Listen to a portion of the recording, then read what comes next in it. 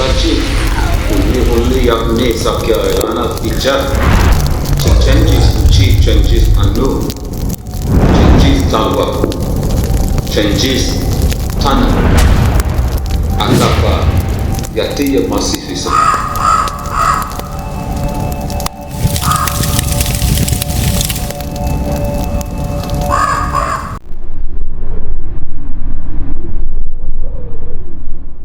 Welcome back, everyone, to another intriguing exploration of this series of We Are the American Indian Episode 6. Today, we embark on a fascinating journey through the corridors of history, uncovering the enigmatic tale of the Yamasee Indians, an ancient civilization often overshadowed by time. Join me as we delve into their remarkable legacy as the Mound Builders, a civilization whose origins and cultural ties not only span the southeastern United States but also reveal astonishing connections to the illustrious Mayan civilization. Prepare to unravel the captivating narrative of a people whose contributions to history have often remained shrouded in mystery, yet whose impact reverberates through the annals of time. Let's dive deep into the rich tapestry of the Yamasee Indians and their intriguing relationship with the Mayans.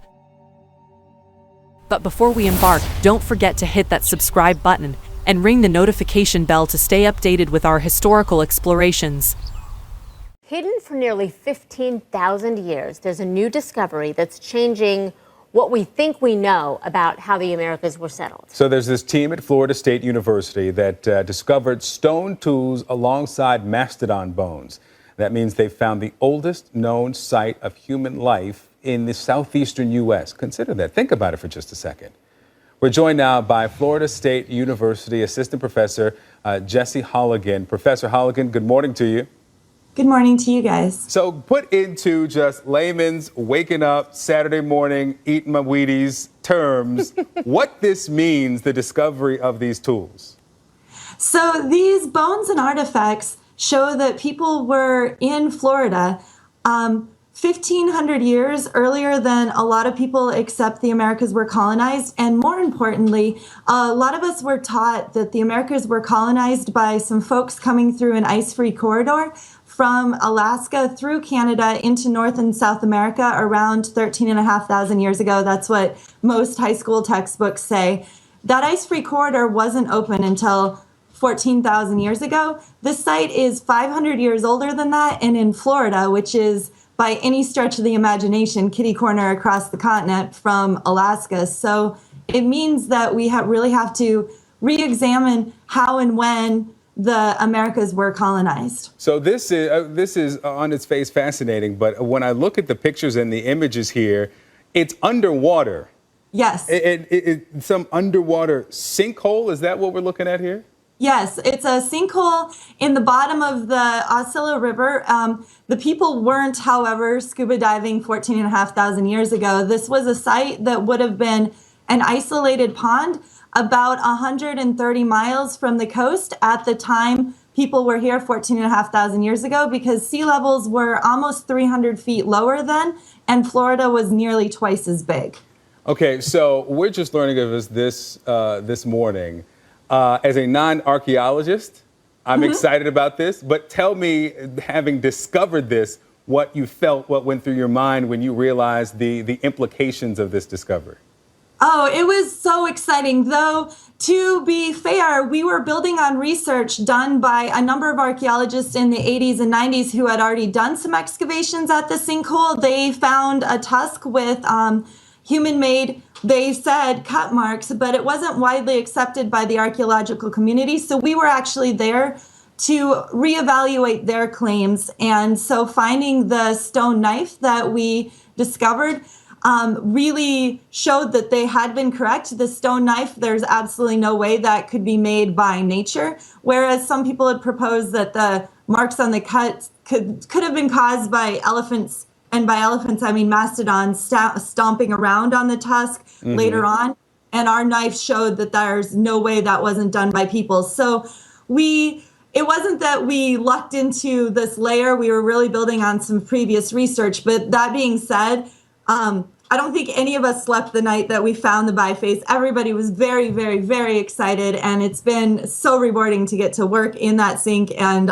find these things. Well, I imagine you all were very excited. Assistant professor at University of Florida State University. Let me get that right. Florida State University, because you can't mess those No, two you up. cannot. Can't conflate those. I know. Professor Jesse Holligan, thanks so much for sharing the information, the discovery, and the excitement with us this morning.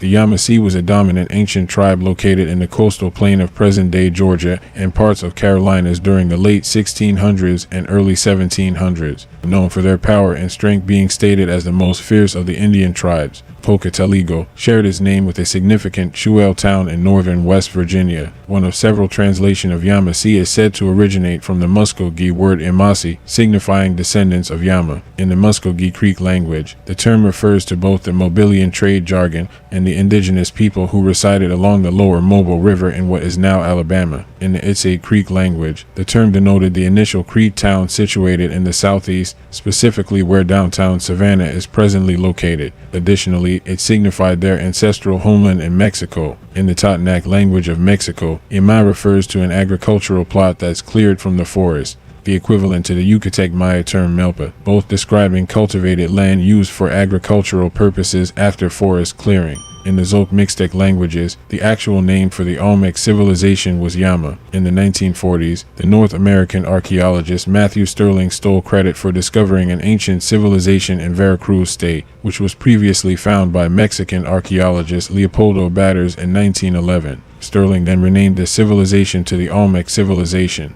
The term Yama indeed has various meanings among indigenous peoples of the Americas, and in certain Zoque Mixtec languages, it is suggested to be the original name of what is commonly referred to as the Olmec civilization. Yamacraw Bluff. Yamacraw Bluff represents the natural elevated area where Savannah, Georgia, was established in 1733. Positioned approximately 35 feet above the river's high tide, this location provided the city with effective safeguarding against the tidal surges typically associated with hurricanes. Contemporary understanding reveals that a significant portion of Savannah is situated atop an ancient barrier island. Over time, as the ocean receded eons ago, this landmass emerged, transforming the area into dry land. It became encircled by swamps and tidal marshes, contributing to the unique geographical landscape of the region. The Yamacraw people were an indigenous group that once inhabited the vicinity of Savannah, Georgia. When Charleston, South Carolina was established in 1670, the area around present-day Savannah was largely uninhabited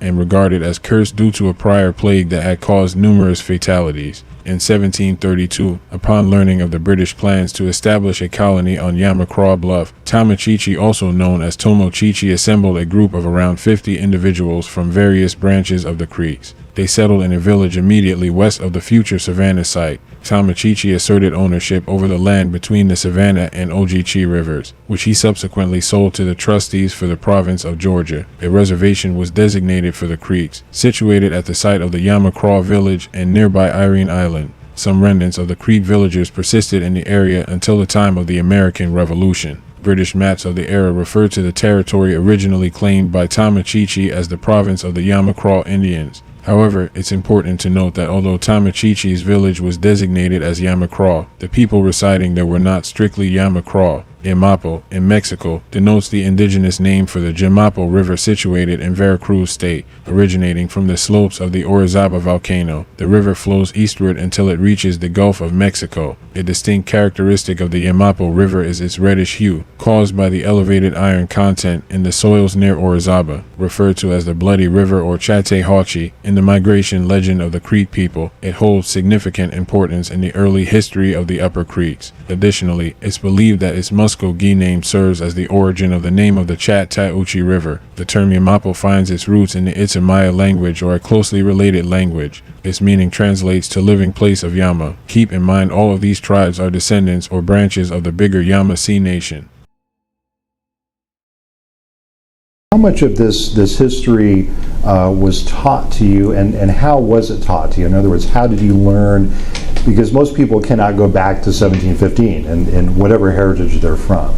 How did you learn this? Who are your elders who taught you? Well, my matriarchs in our family, the matriarchs keep the story, the hidden story. The men were more worker or hunter-gatherers and such. So the story was passed down just by word of mouth from the women to the men or to the children as old folklore, and also stories of how we came to be, why we had to move from different areas.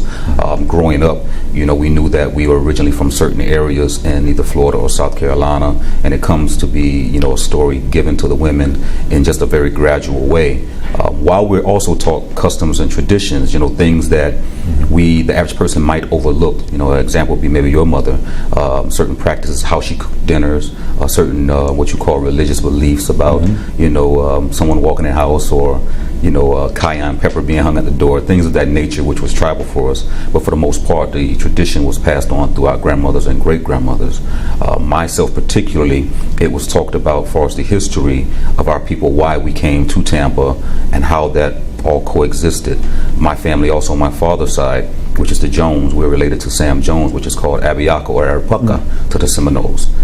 So, a lot of history was there, but there's a lot of untold history, and the reason why was because that our people were being killed, especially the men. Men were targeted as potential threats to the movement back then when it came to Andrew Jackson.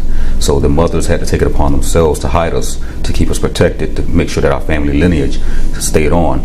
But contrary to that, I apologize, it was always customary in our family that the matriarchs carried the bloodline. So as long as the woman could identify whom we were, we continued on to know ourselves as such. And that's what happened. So we were able to identify ourselves. But as the story told me from my grandmother, my great-grandmother, she said that a lot of us took on names of different tribes just to protect us, such as the Cherokee, the Seminoles, those who were unconquered or considered unconquered back in those days. Now, continuing with the book, Sketch of the Seminole War and Sketches During a Campaign by a lieutenant of the left wing. On page 25, one cannot help being struck with the remarkable coincidence in some respects between the present Seminole War in Florida with that which occurred in Carolina with the Yamasees 120 years ago. East Florida was the original possession of the ancient Yamasees, who also owned a portion of Carolina, and the fierce and warlike spirit of that powerful tribe seems to have sprung up from their graves to animate the souls of their conquerors. Some few drops of their blood yet exist in the veins of the Seminoles, and the language of the latter has borrowed many of their words. In both instances, the name Seminole means wanderers or wild people. They immigrated from the main body of the Creek about 100 years. Now, let's take a moment to explain. The passage reflects on the Seminole War in Florida and draws a historical parallel with the Yamasees conflict in Carolina 120 years prior. The author notes a remarkable coincidence between the two wars, emphasizing the similarities in some respects. East Florida was originally inhabited by the ancient Yamasee tribe, who also claimed a large portion of the Carolinas. The author suggests that the fierce and warlike spirit of the Yamasees appears to have resurfaced in the present Seminole conflict, as if their conquerors are now influenced by the spirits of the past tribe. Additionally, the author points out that the blood of the Yamasee still exists in the veins of the Seminoles, and the Seminole language has borrowed words from the Yamasees language. The passage ends by providing a historical tidbit about the Seminoles. It mentions that the name Seminole means wanderers or wild people, and they emigrated from the main body of the Creek about 100 years before the time of the book. In addition, the passage states a cultural and genetic connection between the Yamasee, Seminoles, and Creeks. Here's a breakdown of the information. The Yamasee were an ancient tribe that originally inhabited East Florida, but we know this includes South America, Georgia, Louisiana, and the Carolinas. Additionally, the Seminoles are involved in the present Seminole War in Florida. The author states that some of the blood of the Yamasee still exists in the veins of the Seminoles. The language of the Seminoles has borrowed many words from the Yamasee language. Furthermore, the passage mentions that the Seminoles emigrated from the main body of the Creek about 100 years before the time of the book. This illustrates that the Seminoles have historical ties to the Yamasee as well as the Creeks, who also descend from the Yamasee tribe. The blood connection likely refers to a shared ancestry or intermingling of populations over time. It states that the Seminoles, in particular, have inherited some of the cultural and genetic traits from the Yamasee, who were their predecessors in East Florida, from whom they emigrated. The author uses this connection to draw parallels between historical conflicts and the present Seminole War, suggesting a continuity of certain cultural and warrior-like traits among these indigenous groups over the centuries. This information helps to contextualize the historical background and the connection between the Seminoles and the Yamasee. Continuing to page 26, a beautiful race of Indians, whose women they called daughters of the sun, resided amidst the recesses of the Okefenokee wilderness, where they enjoyed perpetual felicity in ever-blooming islands inaccessible to human approach. This terrestrial paradise, situated in beautiful lake, they related, had been by some of their enterprising hunters, who being lost in inextricable swamp and bogs, were on the point of perishing, but received unexpected relief from these beautiful women, who kindly gave them such provisions as they had with them, fruit, oranges, dates, but enjoined them to fly for safety to their own country, as their husbands were fierce men and cruel to strangers. It is probable he imagines that this fable took its rise from a fugitive remnant of the Yamasees, who found a refuge in this swamp, and were perhaps, after a lapse of time, accidentally seen by some of the hunters of the Creek Nation. Simmons, in his notes of Florida, says, Ocklawaha tribe of Seminoles are thought to be descendants of the Yamasee, as they are blacker than the other tribes, and the Yamasee are said to have been remarkably dark complexioned. King Payne, the grandfather of Mico-Nopi, the present governor, married his Yamasee slave, and his son, Chief Payne, uncle to Mico-Nopi, bore strong marks of his dark descent. Now, let's take a moment to explain. The passage describes a story about a group of Indians living in the Okefenokee wilderness. The narrative explains, these Indians were considered beautiful, and their women were called daughters of the sun. They were said to reside in a terrestrial paradise within the Okefenokee wilderness, enjoying perpetual felicity on ever-blooming islands that were inaccessible to humans. The story goes on to mention that some hunters from another group encountered this paradise while lost in the swamp and bogs. The beautiful women, described as the daughters of the sun, provided unexpected relief to the hunters by offering them provisions such as fruit, oranges, and dates. However, they also warned the hunters to flee to their own country because their husbands were fierce and cruel to strangers. The passage concludes with a speculative explanation, suggesting that this story might have originated from a fugitive remnant of the Yamasee tribe finding refuge in the swamp. The Yamasee tribe is thought to be the ancestors of the Ocklawaha tribe of Seminoles, known for their darker complexion. The author cites examples of two men, such as King Payne and Chief Payne, who themselves have had Yamasee ancestry, emphasizing their darker complexion as evidence.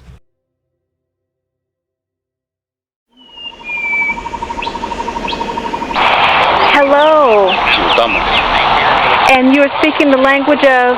People Hichiti or Yamasee. Yamasee. Yes, Yamasee. And what is the relationship of the Yamasee people to this land? This land is actually the mound builders' land, which is the Tupubaga in our language. They are relatives of ours, as all mound builders are related, not by name but by blood.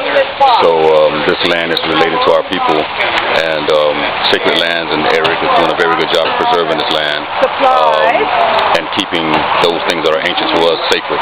So we thank him, and that's the purpose of me being out here. And are you from the Florida area? Yes, northern Florida, where they say St. Augustine, Tallahassee, Monticello, Jackson County. That's where the Yamasee last were. So you came down to pay homage to your southern relatives? Yes, and I apologize, I'm looking at you instead of the camera. But yes, I did. We actually moved down here. We have a lot more native history here and people enrolling in this area that have identified their bloodline. So I came to give homage to our land and this sacred site, and to thank the people who have been helping to preserve our family's way of life and the history behind it. Well, thank you, sir. What is your name? Chief Holam Kachutolami Yamasee, which means Chief Hidden Eagle Gentle. And I say thank you to you, how? Shonabish. Shonabish. Shonabish, yes. Now, returning to the book Sketch of the Seminole War and Sketches During a Campaign by a lieutenant of the left wing on page 155, we passed on the side of the road a large tumulus or Indian mound of an oblong, roof-like shape. It seemed to be very ancient, as pines of considerable size were growing on the top of it. I wished to examine it more minutely, but there was no opportunity of stopping. I concluded that it was most probably a burial ground of the Yamasees, who, after many hard battles, were finally exterminated 100 100 years ago by the Seminoles. These mounds are generally to be met with on the banks of rivers, but this was more than half a mile from the river, which might, at that time, have been nearer. The old maps of Florida show many differences of this kind as peninsulas and islands, which the waters have since left large dry tracts. There was nothing in the appearance of this mound, of that grandeur and sublimity of conception which strike the beholder in those which are found in mountainous countries. In Pickens District in South Carolina, I once saw one of these ancient sepulchres, perched and lorn in solitary rude magnificence, upon the summit of a lofty mountain. It was constructed of huge, imperishable rocks which must have witnessed the lapse of half a dozen centuries. Hundreds of bands must have been engaged in the pious labor of piling up this stupendous edifice of the dead. 4 large, smooth slabs formed the coffin in which the dust of some renowned Cherokee chieftain slept. The sepulchre was marked around with rocks which had sunk deep beneath the surface of the soil, enclosing a spacious oblong area. Now let's take a moment to explain. The passage describes the encounter with a large tumulus or Indian mound along the side of the road. The narrator notes its oblong, roof-like shape and speculates about its ancient origin. Given the presence of sizable pine trees growing on top of it, the narrator expresses a desire to examine the mound more closely, but is unable to stop at that moment. The author states that the mound is likely a burial ground of the Yamasee people, who he suggests were exterminated by the Seminoles around a century ago after numerous battles, which we know is not true as we are still here today. We can also see this in the U.S. government report of Industrial Commission on Agriculture and Agricultural Labor Volume 10, Washington Government Printing Office, 1901, states, "The large Negro population on the coast of South Carolina is quite different from this here described. The mayor of Beaufort says the town is remarkable for quiet and good order. For 20 years past, not a single individual has been killed or seriously injured in any disturbance within the corporate limits." That is the statement of the mayor of Beaufort, and Beaufort is perhaps the blackest spot in the whole South. That is to say, the Negro population predominate more there than anywhere else. Their fact is a peculiar historical fact connected with that town that I would like to mention to the commission. That is the place where the federal troops first set the Negroes free. It was done on those islands in the neighborhood of Beaufort, and they are now there the predominant race, and this mayor refers to them as a quiet community. The most peculiar thing is this Quatrefages in his book on the human race asserts the fact that the African lived on these islands long before the discovery of America by Christopher Columbus. He is high authority, and he says that the Yamasee Indians were Negroes, what were known afterwards as the fiercest of the Indian tribes of the South. The well-known Yamasee Indians were Africans. Is it a fact that they were much darker than the other Indians? Yes, it is a fact. And the hair was different, too. So it is stated by one of the most distinguished ethnologists in the world. Another corroborative proof is that the Spaniards found that one Negro was equal to 10 Indians for work, and therefore imported these Indian Negroes and carried them to the West Indies to experiment with. It is important to note that this is a government record.